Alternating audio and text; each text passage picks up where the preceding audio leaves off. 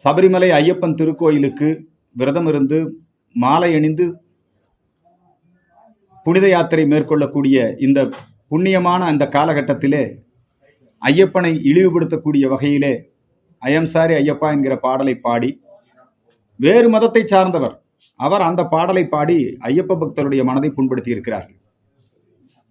அந்த நிகழ்ச்சியிலே பங்கெடுத்து கொண்ட நடிகை கஸ்தூரி அவர்கள் துன்புறுத்தப்பட்டார். அவரை ஒரு பெரிய தீவிரவாதியை கைது செய்வது போல தொடர்ந்து ஹைதராபாத்துக்கு போய் அவங்கள பிடிச்சிட்டு வந்தாங்க, சிறையில் அடைச்சாங்க.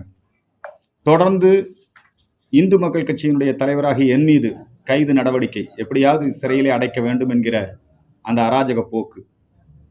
அதனைத் தொடர்ந்து நக்கீரன் கோபாலை இழிவுபடுத்தி விட்டார்கள் என்று சொல்லி நக்கீரன் கோபால் தொடர்ந்து பிராமண சமூகத்தையும் இந்து சமுதாயத்தையும் இந்து துறவிகளையும், குறிப்பாக சத்குரு ஜக்கி வாசுதேவ் அவர்கள், ஈசா யோக மையம் இவற்றை குறித்து அவதூறு பிரச்சாரத்தை தொடர்ந்து செய்து வருகிறார். அவரை கண்டித்து நடந்த அந்த ஆர்ப்பாட்டத்திலே பேசியதற்காக இந்து மக்கள் கட்சி இளைஞரணி ஓம்கார் பாலாஜி அவர்கள் கைது செய்து சிறையில் அடைக்கப்பட்டதோடு மட்டுமல்ல, அவரை கைது செய்து காவல் நிலையத்திலே வைத்து சட்டவிரோதமாக ஒரு ஸ்லேட்டை கையில் கொடுத்து படம் எடுத்து அதை இந்த டிஎம்கே ஐடி விங் அது மாதிரி இந்த திராவிட ஊடகங்களுக்கு கொடுத்து அவமானப்படுத்தக்கூடிய அந்த சதி செயலை செய்தார்கள். ஹெச் ராஜா அவர்கள் ஒரு அகில இந்திய கட்சியினுடைய தேசிய செயலாளராக இருந்து இப்பொழுது தமிழ்நாடு பாஜகவினுடைய பொறுப்புக்குழு தலைவராக இருந்து வந்த திரு ஹெச் ராஜா அவர்கள் திரிபுராவிலே ஏற்பட்ட அரசியல் மாற்றம், அங்கே சிலைகள் அகற்றப்பட்டது, அதுபோல தமிழகத்திலும் வரும் அப்படிங்கிற மாதிரி பேசினதுனால கனிமொழி குறித்து பேசியதன் காரணமாக அவருக்கு நீதிமன்றத்தில் 6 மாத காலம் ஓராண்டு காலம் தண்டனை, ஹெச் ராஜாவுக்கு தண்டனை. தொடர்ந்து இப்ப இந்த இசைவாணி மேல புகார் கொடுத்திருக்கிறோம். இசைவாணி மேல ஒரு எஃப்ஐஆர் கூட போடல. பெரியார் திராவிடர் கழகம் பிராமண சமூகம் தான் ஆட்டிசம் குழந்தைகளை உற்பத்தி செய்கிறது, ஆகவே பிராமண சமூகத்தை தடை செய்ய வேண்டும், பிராமண பெண்கள் என்னென்னமோ கடுமையான வார்த்தைகள்ல பேசுறாங்க, அவங்க மேல நடவடிக்கை எடுக்கல. ஆனா இசைவாணி மேல யார் புகார் கொடுத்தாங்களோ அவங்க மேல எல்லாம் இப்பொழுது நடவடிக்கை எடுக்கக்கூடிய சூழ்நிலை. இத்தகைய அநாகரிக செயல்கள் தொடர்ந்து கொண்டே இருக்கிறது. இதற்கு ஒரு முற்றுப்புள்ளி வைக்க வேண்டும். சனாதன இந்து தர்மத்தை பாதுகாக்க ஜனநாயகமாக சட்டப்பூர்வமான வழியிலே செயல்படக்கூடிய எங்கள் மீது தொடர்ந்து அடக்குமுறையை ஒடுக்குமுறையை ஏவி வருகிறார்கள். இதை கண்டித்து வரக்கூடிய ஜனவரி 5ஆம் தேதி மதுரை பழங்காநத்தத்திலே ஒரு நாள் அடையாள உண்ணாவிரதம், இந்த கோரிக்கைகளை எல்லாம் வலியுறுத்தி நடைபெற இருக்கிறது. அந்த உண்ணாவிரத போராட்டத்தை வெற்றிகரமாக நடத்துவது குறித்து இன்று ஒரு ஆலோசனை கூட்டம் நடைபெற்றது. இந்த உண்ணாவிரத போராட்டத்திலே ஹிந்து ஆதரவு சக்திகள் அனைவரும், நீங்க பாத்தீங்கன்னா இன்னைக்கு இந்துக்களுக்கு ஆதரவா எந்த நிகழ்ச்சியும் நடத்த முடியாது. வங்கதேச இந்துக்கள் தாக்கப்படுகிறார்கள், அங்கே இனப்படுகொலை செய்யப்படுகிறார்கள். அதை கண்டித்து பாரதிய ஜனதா கட்சி, இந்து முன்னணி, இந்த அமைப்புகள் ஒரு பெரிய போராட்டத்தை எல்லா மாவட்டத்திலையும் நடத்துறாங்க. அந்த போராட்டம் நடத்துவதற்கு தடை, அவங்களை பிடிச்சி ஜெயிலில் அடைக்கிறாங்க.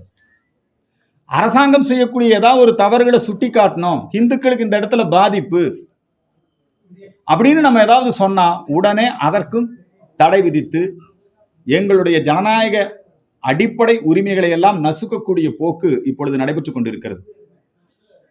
நீதிமன்றத்தில் இருக்கக்கூடிய நீதிபதிகளை அவமதிப்பது, பிராமண நிறுவனங்களை குறிவைத்து, அது கல்வி நிறுவனமா இருக்கலாம் அல்லது தொழில் நிறுவனங்களாக இருக்கலாம், அவற்றையெல்லாம் குறிவைத்து அதன் மீது ஒருதலை பட்சமாக நடந்து கொள்வது, மத்திய அரசாங்கத்தினுடைய எந்த ஒரு திட்டங்களையும் இந்த தமிழகத்திலே செயல்பட விடாமல் தடையாக இருப்பது. விஸ்வகர்மா திட்டம் இப்ப நாடு முழுக்க அமுல்படுத்தப்பட்டிருக்கு. ஆனா இங்க மட்டும் அந்த விஸ்வகர்மா திட்டத்துக்கு கலைஞர் கைவினை திட்டம் என்று சொல்லி கருணாநிதியுடைய படத்தை போட்டு அவங்க அதே திட்டத்தை அதாவது விஸ்வகர்மான்னு வந்துடக்கூடாது, விஸ்வகர்மா சமூகத்தை அவமதிக்கணும், விஸ்வகர்மாங்கிற பேர் எங்கேயும் இருக்கக்கூடாது. அதுக்கு அதை குலத்தொழில் திட்டம்னு சொல்லி ஒரு ஜாதி முத்திரை குத்தி, அதே மாதிரி நாடு முழுக்க ஏழைகளுக்கான பொருளாதார அடிப்படையிலே இடஒதுக்கீடு, இடபிள்யூஎஸ் என்று சொல்லுகிறார்களே, பொருளாதார அடிப்படையிலே ஏழைகளாக இருக்கக்கூடியவர்களுக்கு சுமார் 68 சமுதாயத்தை சார்ந்தவர்கள் அதிலே பயன்பெறுகிறார்கள். முஸ்லீம் கிறிஸ்தவர்கள் கூட பயன்பெறுகிறார்கள். நாடு முழுக்க இது அமல்படுத்தப்பட்டிருக்கு. கம்யூனிஸ்ட் கட்சி ஆட்சி புரிகின்ற இடத்துல ஏழைகளுக்கான இடஒதுக்கீடு 10% அமல்படுத்தப்பட்டிருக்கு கல்வியில, வேலை வாய்ப்புல. ஆனா தமிழ்நாட்டில் மட்டும் இந்த இடபிள்யூஎஸ்க்கு அனுமதி கிடையாது. தமிழ்நாட்டில் எல்லா பாடத்திட்டங்களிலும் இந்த திராவிட கொள்கைகள் திணிக்கப்படுகிறது. அது கூட ஒரு வழக்கு இப்ப நீதிமன்றத்திலே வந்திருக்கிறது. ஆரிய திராவிட இனவாதம் ஒரு கட்டுக்கதை. Historically it is not proofed. இப்ப பள்ளி பாடத்திட்டங்களிலேயே ஒரு பள்ளிக்கூடத்துல பாவ புண்ணியத்தை பற்றி பேசிய மகாவிஷ்ணு கைது செய்யப்பட்டார். வங்கதேச இந்துக்களை பாதுகாக்க வேண்டும் என்று குரல் கொடுத்த சத்குரு ஜக்கி வாசுதேவ் அவர்கள் மீதும் நம்முடைய அந்த ஈசா யோக மையத்தின் மீதும் கடுமையான நடவடிக்கைகள், அதை அவதூறு செய்வது, இது தொடர்ந்து நடைபெற்றுக் கொண்டே இருக்கிறது. பிராமண பெண்கள் அவமானப்படுத்தப்படுகிறார்கள், கோயில்கள் அவமானப்படுத்தப்படுகிறது, அர்ச்சகர்கள், சிவாச்சாரியார்கள் இவர்கள் துன்புறுத்தப்படுகிறார்கள். அவங்களுடைய கடமையை அவர்கள் செய்ய முடியவில்லை. ஒரு ஈஓ வச்சுட்டு அவங்கள மிரட்டுறது, அவங்க இடத்துக்கு வேற யாராவது கொண்டு வந்து போடுறது, இத்தகைய இந்த இழிவுகள் தொடர்ந்து நடைபெற்றுக் கொண்டிருக்கிறது. ஆகவே அர்ச்சகர் சமுதாயத்தை, பிராமணர் சமுதாயத்தை, சிவாச்சாரியார்களை, பட்டாச்சாரியார்களை இவர்களை எல்லாம் அவமதிக்கக்கூடிய இந்த போக்குக்கெல்லாம் முற்றுப்புள்ளி வைக்க வேண்டும் என்பதற்காக அதை அரசாங்கத்தினுடைய கவனத்தை ஈர்த்து, எல்லோருக்குமான அரசுங்கிறாங்க, இவர்களையும் பாதுகாக்க வேண்டும். சும்மா வீட்டுக்குள்ள கூப்பிட்டு ரகசியமா பூஜைகள் பண்ணி கொள்வது, அவங்க குடும்பத்தை சேர்ந்தவங்க மட்டும் தான் கோயிலுக்கு போவது, இது மாதிரியான 1 கோடி இந்துக்கள் எங்ககிட்ட இருக்கிறாங்கன்னு சொல்லிக்கிறது, இது ஏமாற்றக்கூடாது.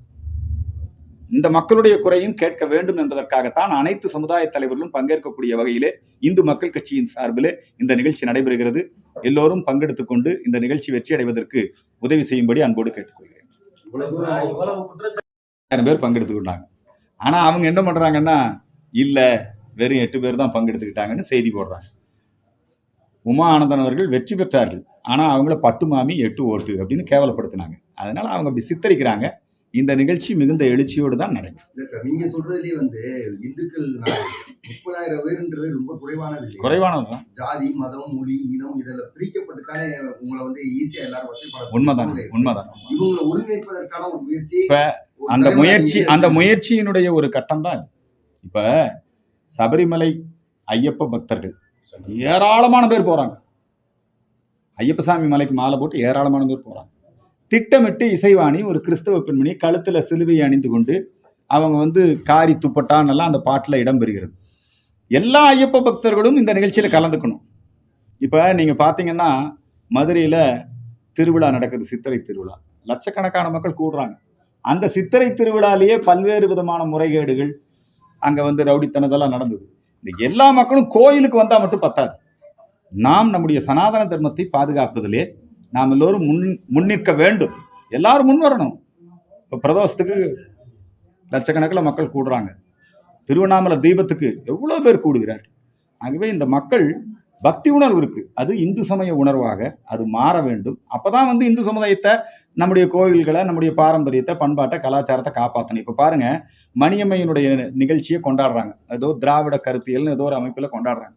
என்ன சொல்லணும்னா, குடும்பங்களை உடைக்க வேண்டும், வீட்டில் சமையல் அறை கூடாது, பெண்கள் அவங்க எத்தனை பேர்த்த வேணாலும் கல்யாணம் பண்ணிக்கலாம், பெண்கள் ஆண்கள் அணியக்கூடிய உடை அணிந்து கொள்ள வேண்டும், கூந்தல் வளர்க்கக்கூடாது, ஏன் பொட்டு வைக்கக்கூடாது, பூ வைக்கக்கூடாது, ஏன் ஈவேரா கடைசி வரைக்கும் அந்த அம்மாவுக்கு ஜாக்கெட்டே போட்டு விட்டு இருந்தாரு மணியம்மைக்கு, ஏன் வேற ட்ரெஸ் போட்டிருக்க வேண்டியதானே?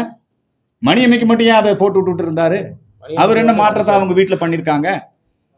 அதனால இவங்க வேணும்னு இந்து சமுதாயத்துல குடும்பங்களை, அம்மா அப்பா மேல வச்சிருக்கிற மரியாதையை அழிக்கணும் அப்படிங்கிறதா அவங்க நோக்கம்.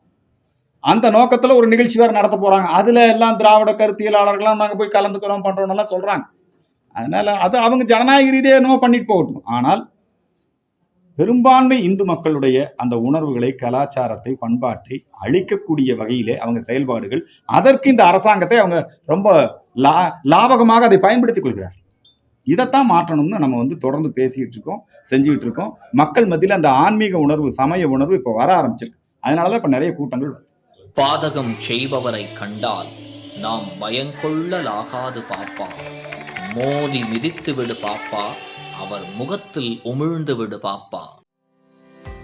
அண்மை செய்திகளை உடனுக்குடன் தெரிந்து கொள்ள இணைந்திருங்கள் இயம்நாடு தொலைக்காட்சியுடன்.